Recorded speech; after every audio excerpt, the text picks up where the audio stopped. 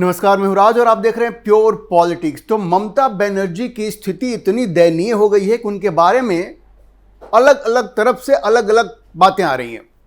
अब जो इस वक्त चर्चा का विषय जो बात बनी हुई है वो ये है कि ममता बनर्जी इस कदर निराश हताश हो गई हैं कि अब वो इस पे विचार कर रही हैं कि क्या उनको अपनी पार्टी तृणमूल कांग्रेस का कांग्रेस में विलय कर देना चाहिए। कुछ लोग उनको सलाह दे रहे हैं कि भाई आप अपनी पार्टी का कांग्रेस में विलय कर दीजिए, और कांग्रेस ये कह रही है कि अगर ममता बनर्जी ऐसा चाहती हैं तो उन्हें बाकायदा एक फॉर्मल प्रपोजल कांग्रेस को देना चाहिए। ये समझ लीजिए आप, ऐसी स्थिति तृणमूल कांग्रेस की सुप्रीमो ममता बनर्जी की हो गई है कि लोग अब ये मान रहे हैं कि वो पार्टी चलाने लायक नहीं है। उनके अपने सांसद कह रहे हैं कि आप में वो योग्यता नहीं है। उनके अपने विधायक कह रहे हैं कि आप में वो योग्यता नहीं है, और इसलिए उनको ये सलाह दिया जा रहा है उनके पार्टी के अंदर से और बाहर से भी कि उनको अपनी पार्टी का विलय कांग्रेस के साथ कर देना चाहिए।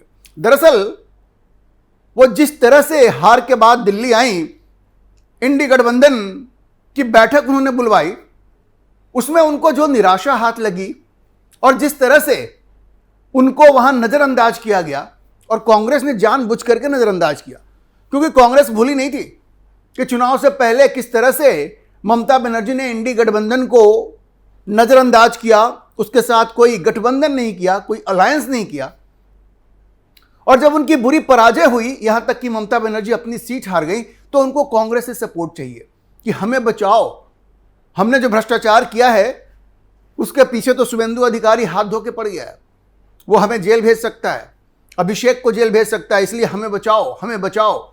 ये नारा लगाते हुए ममता बनर्जी पहुंच गई इंडी गठबंधन की बैठक में। लेकिन इंडी गठबंधन वाले भी कम नहीं थे, उन्होंने कहा कि भाई आपकी लड़ाई है, आप लड़ लो। अब खबर यह है कि ममता बनर्जी ये चाहती थी कि इंडी गठबंधन उनके साथ इलेक्शन कमीशन जाए और कहे कि ये जो आपने किया है SIR, ये बहुत गलत किया है और इसकी वजह से हम हारे, वोट चोरी हुई, जा करके वहां पे एक कंप्लेन दर्ज कराई जाए। इंडी गठबंधन वालों ने इनकार कर दिया। बाद में उन्होंने कहा कि ठीक है, चीफ जस्टिस के पास चल लेते हैं। तो वहां जो उनकी बेइज्जती हुई, और देखिए जब प्रेस कॉन्फ्रेंस हुआ तो खड़गे साहब ने उनको बोलने भी नहीं दिया। ये इतनी बेइज्जती हुई ममता बनर्जी की, उसके बाद से लोगों ने कहना शुरू कर दिया कि भाई अब आपके पास तो न विधायक रहे न पार्षद रहे। बंगाल में 80 में से 60 विधायक अलग ग्रुप बना चुके हैं। रीताव्रत बनर्जी अब नए नेता प्रतिपक्ष हैं, और जो बाकी के जो 20 बचे हैं ना, उनमें से भी तकरीबन 14-15 उनके खिलाफ हैं। ले दे के 4-5 लोग ही उनके पास रहेंगे। मतलब पार्टी पूरी तरह से खत्म हो गई है पश्चिम बंगाल में। कम से कम विधायक दल तो खत्म हो ही गया। और वही स्थिति यहां पे दिल्ली में है, केंद्र में। उनके 28 MP हैं लोकसभा में, उनमें से 20 से ज्यादा उनके खिलाफ हो गए हैं।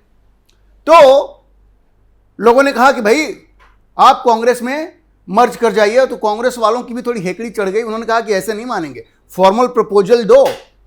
ममता बनर्जी की ऐसी बेइज्जती किसी ने सोची होगी? 1 महीना पहले तक वो किस अकड़ में रहती थी, और आज वो दीनहीन भाव में कांग्रेस के सामने हाथ जोड़ के पड़ी हुई हैं। दरअसल उस इंडी गठबंधन की बैठक के बाद ममता बनर्जी मिली सोनिया गांधी से, उनकी लंबी बातचीत चली। वहां भी ऐसा कहा जा रहा है कि इनको सलाह दिया गया कि भाई आप मर्ज कर लीजिए।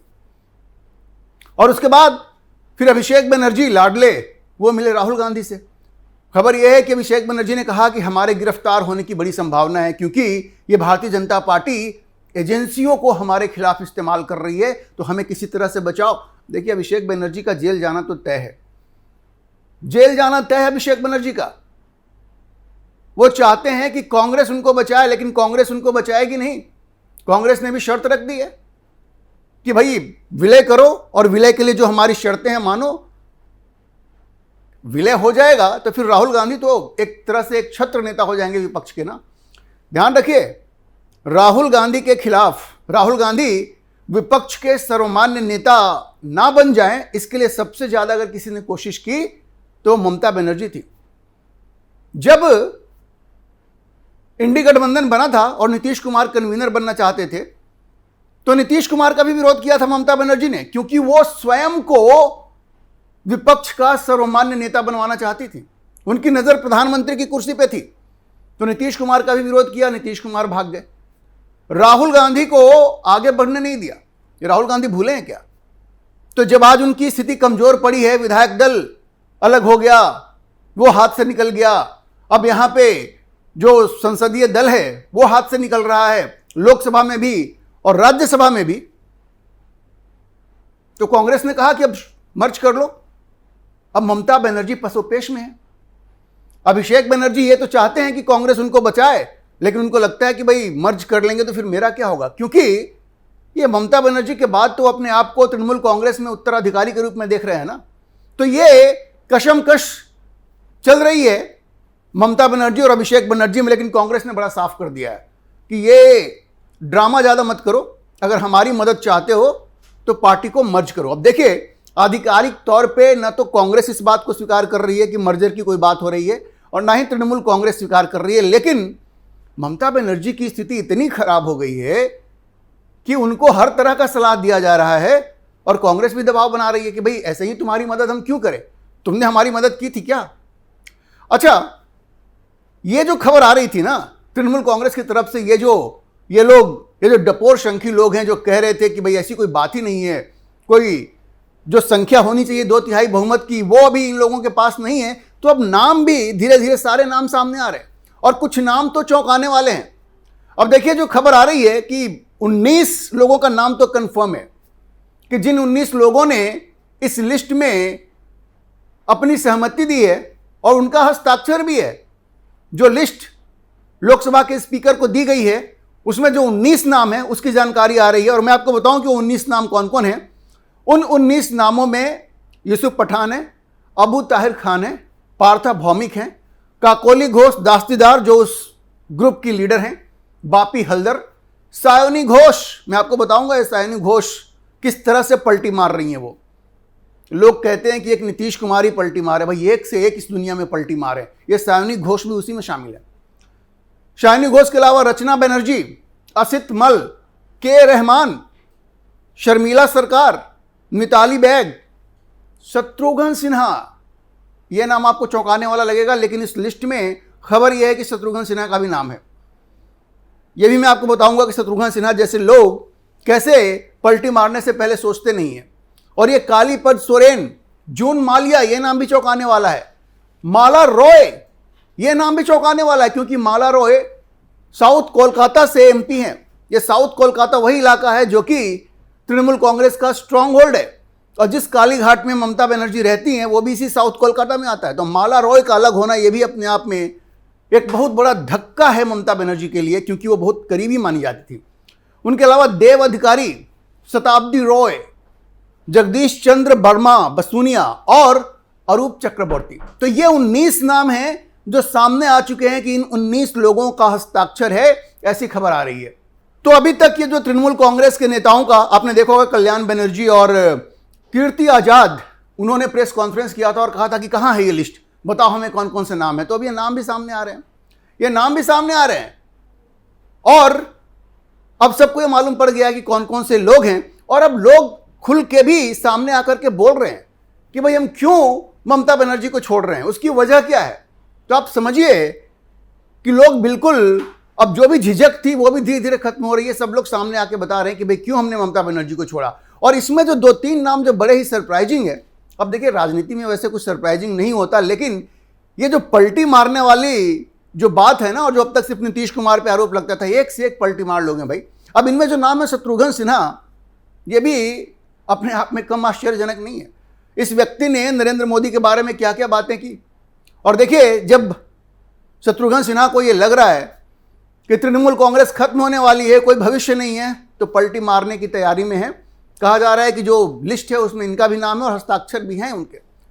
शत्रुघ्न सिन्हा के पास उनका ईमान धर्म तो कुछ है नहीं, वरना भारतीय जनता पार्टी ने उनको वो पद प्रतिष्ठा दी और मंत्री का मोह उनके मन से गया नहीं, और इसलिए उन्होंने नरेंद्र मोदी के खिलाफ विद्रोह कर दिया, और एक बार फिर से वो वापस भारतीय जनता पार्टी के साथ हाथ मिलाना चाह रहे हैं। तो इससे बड़ा अपॉर्चुनिज्म तो हो नहीं सकता।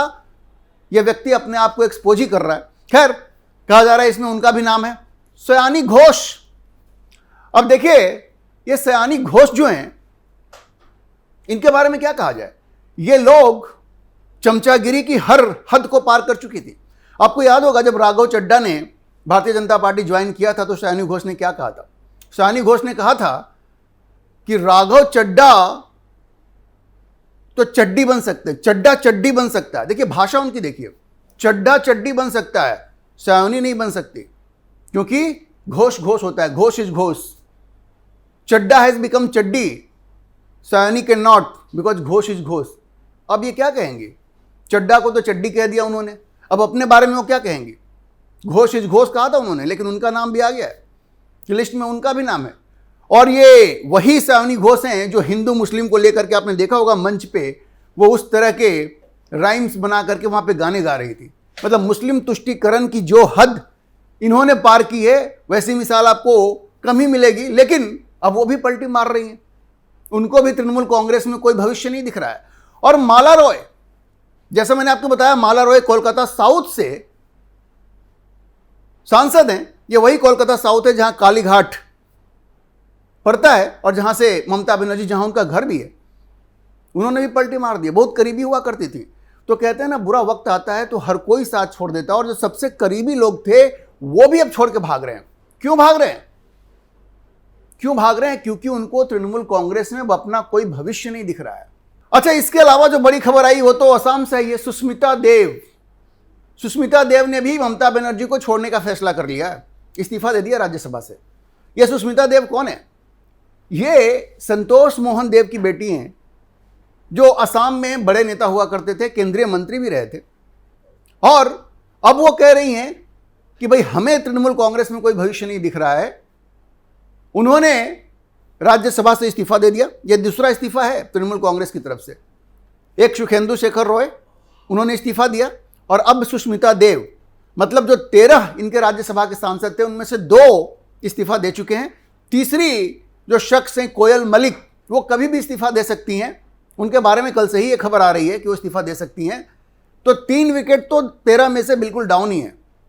और वैसे खबर यह है कि कुल 13 में से कम 9 ऐसे सांसद हैं जो कि बिल्कुल पार्टी छोड़ने के लिए तैयार हैं, तोड़ने के लिए तैयार हैं। अब ये सुष्मिता देव जैसे जो लोग हैं, कहते हैं ना, इसीलिए कि जो छत पे खड़ा होकर के चिल्ला करके आपसे कहे कि मुझे तुमसे मोहब्बत है, मुझे तुम्हारे लिए बहुत सम्मान है, मैं तुम्हारे लिए ये करूंगा वो करूंगा, तो आपको उन पर विश्वास नहीं करना चाहिए।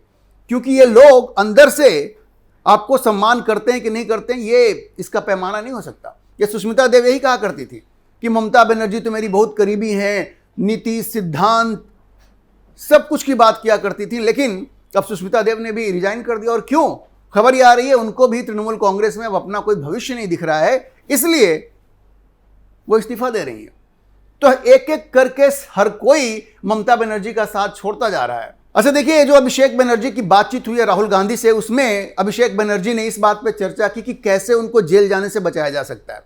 दरअसल ये जो सीआईडी की रेड हुई है ना, पहले ममता बनर्जी के घर पे, उसके बाद अभिषेक बनर्जी के घर पे, उनके ऑफिस पे, इससे अभिषेक बनर्जी बिल्कुल हिल गए हैं, क्योंकि उनका जेल जाना बिल्कुल तय है। ये जो फर्जीवाड़े वाली चिट्ठी लेटर जो विधानसभा अध्यक्ष को भेजा गया, जिसमें कि बहुत सारे लोगों का फर्जी हस्ताक्षर है, कैपिटल में नाम लिखा हुआ है अटेंडेंस का, और सीआईडी ये कह रही है कि जो इन्वेस्टिगेशन उसने किया है उसमें कम से कम 5 से 7 लोग ऐसा कह रहे हैं कि या तो उनका हस्ताक्षर फर्जी है या तो फिर वहां वो मौजूद ही नहीं थे। और वो जो लेटर भेजा गया वो अभिषेक बनर्जी के नाम से भेजा गया, उनका सिग्नेचर है। तो उनका तो जेल जाना तय है। वो इतने डरे हुए हैं कि राहुल गांधी से जा करके मिन्नतें कर रहे हैं कि भैया किसी तरह से हमें बचाओ। अभी राहुल गांधी क्या बचाएंगे? जो आदमी खुद ही बेल पे बाहर हो, भ्रष्टाचार के इतने सारे केस चल रहे हैं राहुल गांधी के ऊपर, उनकी नागरिकता पे भी सवालिया निशान है, तो राहुल गांधी उनको क्या बचाएंगे? बचा पाएंगे क्या? तो अभिषेक बनर्जी का जेल जाना निश्चित रूप से तय मानिए आप। वक्त लग सकता है, कानून की अपनी प्रक्रिया होती है, लेकिन अभिषेक बनर्जी और ममता बनर्जी दोनों बिल्कुल हिल गए हैं, अंदर से वो थर थर कांप रहे हैं। और ममता बनर्जी की राजनीति तो लगभग खत्म हो गई है, क्योंकि पश्चिम बंगाल के लोगों में इतना रोष है, रोष नहीं है, नफरत हो गई है। ममता बनर्जी और तृणमूल के लोगों से पश्चिम बंगाल की जनता को नफरत हो गई है। इसलिए तृणमूल पार्षदों को देखते ही अंडे चल रहे हैं, पत्थर चल रहे हैं, गालियां चल रही हैं, चोर चोर के नारे लग रहे हैं, पीसी चोर, भाईपो चोर, ये वहां पे एक स्लोगन बन गया है, स्टेट का स्लोगन बन गया है। पीसी चोर, भाईपो चोर। पीसी मतलब बुआ और भाईपो मतलब भतीजा, मतलब बुआ भी चोर, भतीजा भी चोर। ये पश्चिम बंगाल का नया नारा बन गया है। तो आप देखिए कि ममता बनर्जी के प्रति लोगों के मन में नफरत हो गया है, उनकी राजनीति बिल्कुल खत्म होती जा रही है। और यह किसी ने सोचा नहीं था कि उनकी राजनीति इस बुरे टर्म पे खत्म होगी, इतने गंदे तरीके से खत्म होगी। ममता बनर्जी को यह सोचना पड़ेगा कि अभिषेक बनर्जी को इस तरह से पार्टी के ऊपर थोप करके उन्होंने एक ऐसा माहौल क्रिएट किया कि पार्टी के अपने लोग भी नाराज हो गए और जनता तो नाराज हो ही गई। तो उनको बैठ के सोचना चाहिए कि उन्होंने अपनी राजनीति में अभिषेक को ला करके कितनी बड़ी गलती की। और दूसरे नेताओं को यह सोचना चाहिए कि वंशवाद किस तरह से उनकी राजनीति को खत्म कर सकता है। ममता बनर्जी उसकी जीती जागती उदाहरण है। अभी के लिए इतना ही। हम इस खबर पर नजर बनाए रखेंगे और आपको अपडेट करते रहेंगे। इस विषय पर आप क्या सोचते हैं, अपनी राय कमेंट बॉक्स में जरूर लिखें। और अगर आपको ये वीडियो पसंद आया हो तो आप इसे लाइक करें, शेयर करें और हमारे चैनल को सब्सक्राइब जरूर करें।